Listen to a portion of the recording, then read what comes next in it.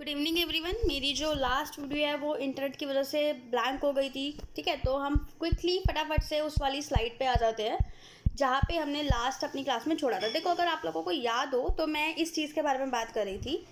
Copper sulphate is there and iron is there. Iron sulphate बनेगा और copper मेरे पास पीछे लैग आउट कर जाएगा। तो ये किसका मेरे पास रिएक्शन था? डिस्प्लेसमेंट रिएक्शन था। It is also comes in the category of chemical reaction.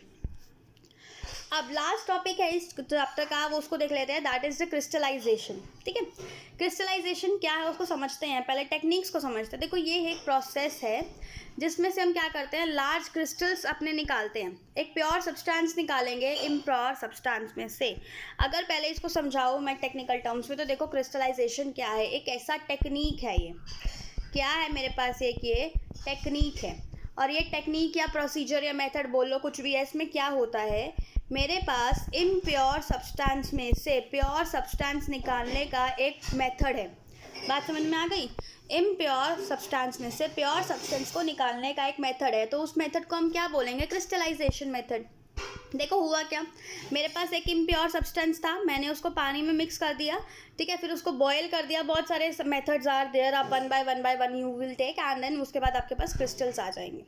Since 7th class में इतना डिटेल में नहीं जाना है, तो आपको सिर्फ इतना याद रखना है कि क्रिस्टलाइजेशन जो है क्या होता है। It is a method of making out pure substance from the impure substance. ठीक है, सो आई होप सो कि ये जो मेरा पूरा चैप्टर है वो बिल्कुल समझ में आ गया हूँ आप लोगों को। And thank you for watching the video.